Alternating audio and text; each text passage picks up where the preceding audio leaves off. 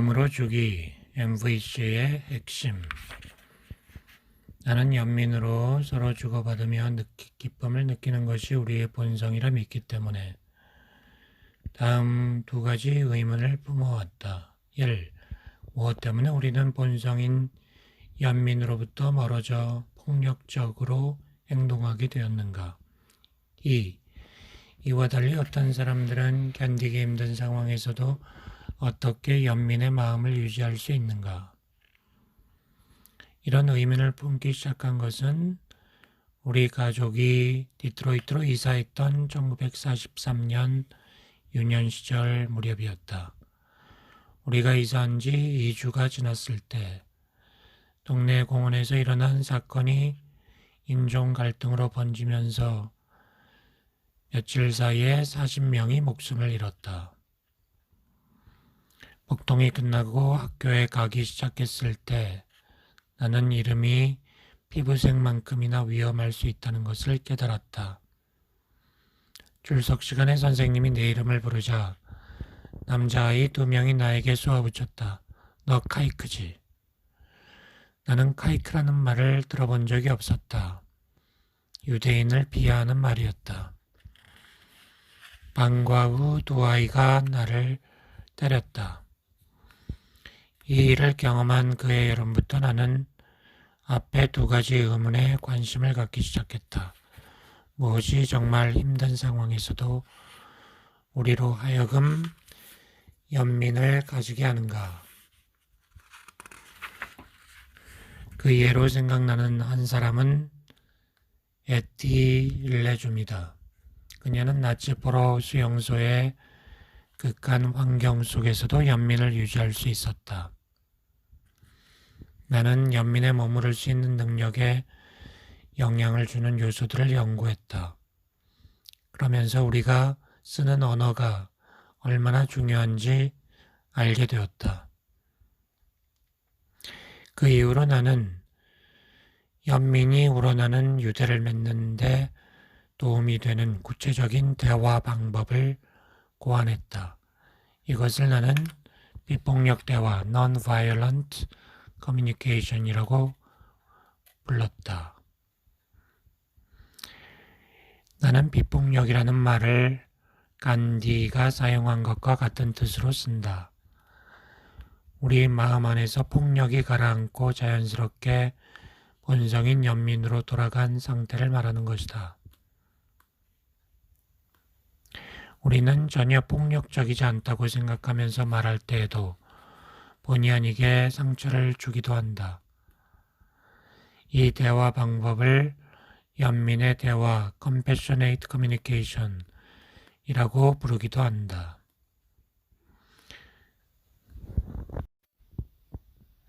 주의를 기울이는 방법. NVC는 견디기 힘든 상황에서도 인간의 인간성을 유지할 수 있는 능력을 끼워주는 대화법이다. 내용은 수세기에 걸쳐 이미 알려진 것이다.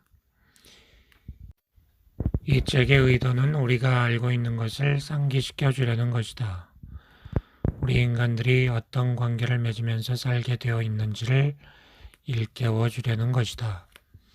MBC는 새로운 방법으로 우리가 자신을 표현하고 다른 사람의 말을 들을 수 있도록 해준다. 이것을 익히면 습관적으로 반응하는 대신 자신이 뭘 관찰하고 느끼고 원하는가를 의식하게 된다. 그리고 이를 바탕으로 명확하게 표현할 수 있게 된다. 그리고 다른 사람의 이야기를 공감적으로 듣게 된다. 또 주어진 상황에서 자신이 구체적으로 뭘 원하는지를 표현할 수 있게 된다. 그 형식은 간단하지만 효과적인 변화를 불러일으키게 한다. MVC를 통해 우리는 다른 사람의 비판이나 평가를 들었을 때 습관적으로 보이는 반응, 즉 변명하며 물러나거나 아니면 반격하는 행동을 바꿀 수 있다. 우리가 맺고 있는 관계 안에서 우리 자신이나 상대방, 그리고 우리의 의도를 새로운 시각으로 보게 되어 폭력적으로 반응하는 일이 줄어든다. 분석이나 비판보다는 우리가 무엇을 관찰하고 그에 대하여 어떻게 느끼며 무엇을 원하는가에 초점을 둘 때 우리가 가지고 있는 연민의 깊이를 인식하게 된다. 자기 내면의 소리에도 귀를 기울임으로써 존중과 배려, 공감의 마음을 키우게 된다. 나는 MBC를 의사소통 방법 혹은 연민의 언어라고 부르지만 MBC는 단순한 방법론이 아니다. 그것의 의미는 우리가 원하는 것을 찾을 수 있는 곳에 우리 의식을 집중하게 하는 것이다. 우리의 문화적인 조건과 환경은 내가 원하는 것을 찾을 수 없는 곳에 두도록 가르친다. 관심의 초점을 내가 추구하는 것을 얻을 가능성이 있는 곳에 비추는 훈련 방법으로 나는 MBC를 개발했다. 삶에서 내가 원하는 것은 가슴에서 우러나와 서로 주고받을 때 나와 다른 사람 사이에서 흐르는 연민이다. 우리가 가슴에서 우러나 줄 때에는 다른 사람의 삶에 기여할 때마다 느끼는 기쁨에서 그러는 것이다. 이렇게 주는 것은 주는 사람이나 받는 사람 모두에게 유익하다. 받는 사람은 주는 사람이 두려움, 수치심 또는 무엇을 얻고 싶은 욕심에서 주는 것이 아님을 알기 때문에 즐겁게 받는다. 또 주는 사람은 자신의 노력이 다른 사람의 행복에 기여한 것을 알고 자존감이 높아져서 유익하다. MVC 모델. 서로 마음으로 주고받는 관계를 이루기 위해서 다음 4가지에 초점을 둔다. 첫째, 어떤 상황에서 실제 일어나고 있는 것을 있는 그대로 관찰한다. 나에게 유익하든 그렇지 않든 상대방의 말과 행동을 관찰하는 것이다. 둘째, 그 행동을 보았을 때 어떻게 느끼는가를 말한다. 가슴이 아프다거나 두렵다거나 기쁘다거나 짜증이 난다 등의 느낌을 표현하는 것이다. 셋째, 자신이 알아차린 느낌이 내면의 어떤 욕구, 니드와 연결되는지를 말한다. 우리의 마음을 정확하게 표현할 때 이 세 요소에 대한 의식이 그 안에 있다. 4번째 요소는 부탁이다. 4번째 요소는 내 삶을 더 풍요롭게 하기 위해서 다른 사람이 해주기를 바라는 것을 표현하는 것이다. MBC의 한 측면은 자신을 표현할 때 이 4가지 요소를 명확하게 표현하는 것이다. MBC의 다른 한 측면은 상대방에게서 똑같이 이 4가지 정보를 듣는 것이다. 상대방이 뭘 관찰하고 느끼고 원하는지 이해하여 그와 연결한 다음 그의 부탁을 통해 무엇이 그의 삶을 좋게 할 수 있는지를 발견하는 것이다. 이와 같은 방식으로 자기 의사를 표현하고 다른 사람들도 그렇게 하도록 도우면서 대화를 이어간다면 연민이 생길 것이다. 나는 무엇을 관찰하고 느끼고 원하며 무엇을 부탁하는가? 당신은 무엇을 관찰하고 느끼고 원하며 무엇을 부탁하는가? MBC를 이용해 대화할 때는 먼저 자신을 표현할 수도 있고 상대방으로부터 시작할 수도 있다. 제2장 연민을 방해하는 대화. 무엇이 우리를 본성인 연민에서 멀어지게 하는가를 연구하는 동안 나는 어떤 특정한 말과 대화 방법이 사람들을 폭력적으로 행동하게 한다는 것을 발견했다. 나는 이를 삶을 소외시키는 대화라고 부른다. 도덕주의적 판단. 삶을 소외시키는 대화의 한 유형은 도덕주의적 판단이다. 이것은 자신의 가치관과 맞지 않는 다른 사람의 행동을 나쁘다거나 틀렸다고 하는 것이다. 비난, 모욕, 비하, 비교, 꼬리표 붙이기 등이 판단하는 말들이다. 루미는 말했다. 옳은 일, 그른 일 저 너머에 있는 들판. 나는 당신을 거기서 만나리. 나는 성인이 되기 이전에 이미 나의 내면에서 일어나는 일을 굳이 드러낼 필요가 없는 방식으로 말하는 법을 배웠다. 내가 좋아하지 않거나 이해할 수 없는 사람의 행동을 보았을 때는 그 사람들이 무언가 잘못됐다는 식으로 반응했다. 우리는 사람들이 뭘 원하지만 얻지 못하고 있는가에 관심을 두는 대신 무엇이 잘못됐는지를 분석하고 따지는 데 관심을 쏟는다. 따라서 내가 주는 것보다 더 많은 애정을 아내가 원한다고 느끼면 나는 아내를 의존적인 여자라고 판단한다. 반대로 아내가 표현하는 것보다 더 많은 애정을 내가 원할 때에는 아내를 냉정하고 둔한 여자라고 판단한다. 직장 동료가 사소한 것에 나보다 더 신경을 쓴다면 강박관념이 있는 까다로운 사람으로 평가한다. 반면 내가 동료보다 세밀한 부분에 신경을 쓴다면 그 동료는 일처리가 꼼꼼하지 못한 사람이 돼버린다. 다른 사람들을 이렇게 판단하고 분석하는 것은 우리 자신의 가치관과 욕구의 비극적 표현이다. 이것이 비극적인 이유는 이런 식으로 자신의 가치관을 표현하면 우리가 걱정하는 행동을 하는 바로 그 사람들이 우리에게 거부감을 가져 저항을 하게 되기 때문이다. 누군가 자기 마음에서 우러나서가 아니라 두려움, 죄책감, 수치심 때문에 우리의 가치관을 따른다면 언젠가는 모두 그 대가를 치르게 된다. 외부의 강요에 의해 우리의 가치관을 따른 사람들은 우리에게 거리를 두게 된다. 그 사람들 자신도 정서적 대가를 치를 수도 있다.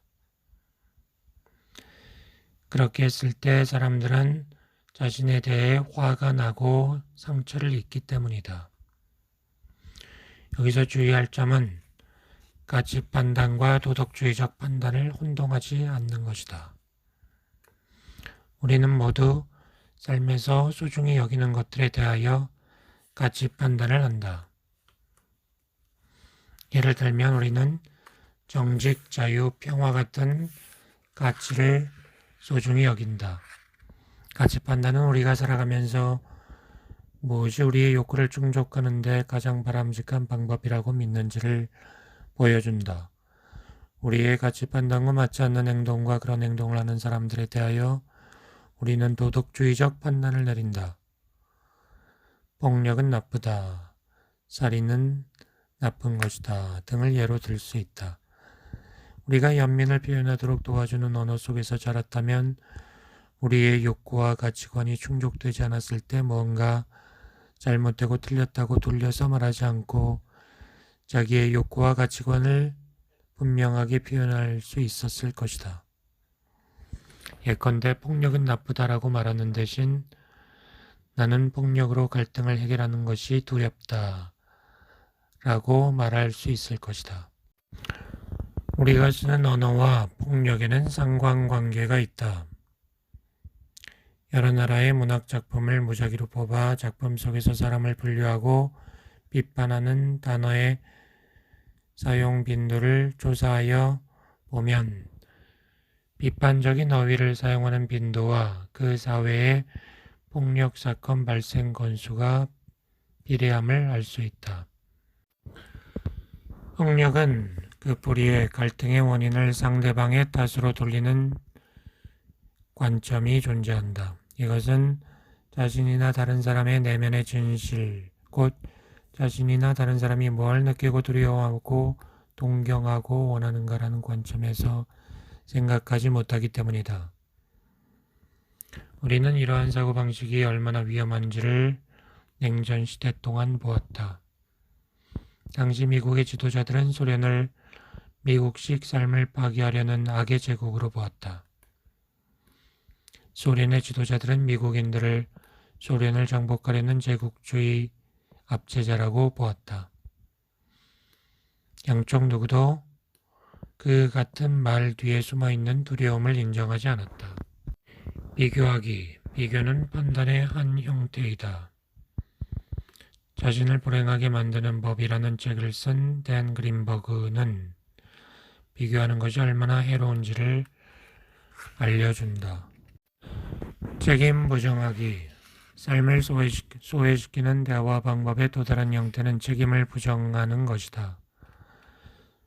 삶을 소외시키는 대화 방법은 우리 각자가 자기의 생각, 느낌, 행동에 책임이 있다는 의식을 그리게 한다.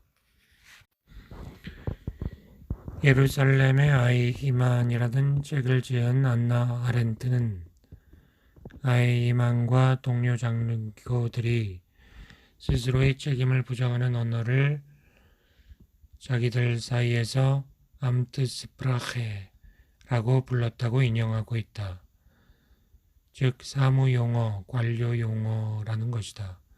예컨대 자신들의 행동에 대한 이유를 누가 물어보면 이들은 그렇게 할 수밖에 없었다라고 대답한다. 상관의 명령, 부대의 방침이 그랬다는 식이다. 우리의 행동의 원인을 다음과 같은 이유로 돌릴 때 우리는 자신의 행동에 대한 책임을 부정하는 것이다. 다들 가니까 나도 대학 가. 나는 알코올 중독자라서 술을 마셔. 아이가 찻길로 뛰어들어서 아이를 때렸어. 상사가 시켜서 고객에게 거짓말했어. 친구들이 모두 담배를 피워 나도 피웠어. 학교 규칙에 따라 나는 너한테 정학 처분을 내릴 수밖에 없어. 일하러 가기 싫지만 나는 처자식이 있기 때문에 가야 해. 삶을 소외시키는 다른 형태의 대화법들. 자신이 원하는 것을 다른 사람에게 강요하는 것도 연민을 막는 의사표현이다. 강요는 요구를 들어주지 않으면 벌을 하겠다는 위협을 암시하고 있다. 이것은 가장 빈번하게 나타나는 형태인데 힘 있는 자들이 많이 쓴다. 우리는 아이들에게 강요할 수 있지만 아무것도 억지로 하게 할 수는 없다. 내가 할 수 있는 것은 내 요구를 거부하는 아이들에게 벌을 주어서 그것을 후회하게 만드는 것뿐이었다. 그런데 내가 아이들에게 벌을 줘 후회하게 만들 때마다 아이들은 또 나로 하여금 그렇게 하지 말걸 하며 후회하도록 만드는 방법을 가지고 있었다. 어떤 행동은 상을 받을 만하고 어떤 행동은 벌을 받아 마땅하다는 관점에서 말하는 것도 삶을 소외시키는 방법이다. 이러한 사고방식은 그런 행동을 했으니 벌을 받아야 한다라는 문장에서처럼 슈드라는 말로 표현된다. 그리고 어떤 식으로 행동하는 사람들은 나쁘다고 규정하면서 그들이 그런 행동을 뉘우치고 바꿀 수 있도록 처벌을 요구한다. 나는 사람들이 벌을 피하기 위해서가 아니라 바꾸는 것이 자기에게 이롭다는 것을 알기 때문에 변할 때 최선이라고 믿는다. 우리 대부분은 자신이 뭘 느끼고 원하는가를 알아차리기보다는 꼬리표를 붙이고 판단하고 비교하는 것을 배우면서 자랐다. 삶을 소외시키는 이런 대화 방법은 수백 년 동안 우리에게 영향을 끼쳐온 인간을 보는 어떤 특수한 관점에 뿌리를 두고 있다. 성악설이다. 그런데 성악설에 의거한 교육은 우리로 하여금 우리가 경험하는 자연스러운 느낌이나 욕구 그 자체가 뭔가 잘못된 게 아닌가 하는 의심을 품게 한다. 그래서 우리는 어려서부터 우리 안에 생동감을 차단하도록 배운다. 삶을 소외시키는 대화 방법은 위계질 또는 비지배 사회 구조에서 시작되었다. 동시에 그러한 사회 구조를 유지하는 역할을 하고 있다. 소수의 지배자들이 자기의 기득권을 유지하려면 대중이 노예 같은 사고 구조를 가지도록 할 필요가 있다. 틀렸다, 나 해야만 한다 또는 안 하면 안 된다 같은 말들은 이런 목적에 적합하다. 나쁘거나 잘못됐음을 암시하는 도덕주의적 판단으로 생각하도록 훈련을 받을수록 사람은 무엇이 옳고 그르고 좋고 나쁜가 하는 판단의 기준을 외부의 권위자에게 구하게 된다. 자기의 내면에서 느끼는 진실보다 남의 평가가 더 중요해진다. 그러나 인간으로서 스스로의 느낌과 욕구를 인식할 때 우리는 더 이상 노예가 되지 않는다.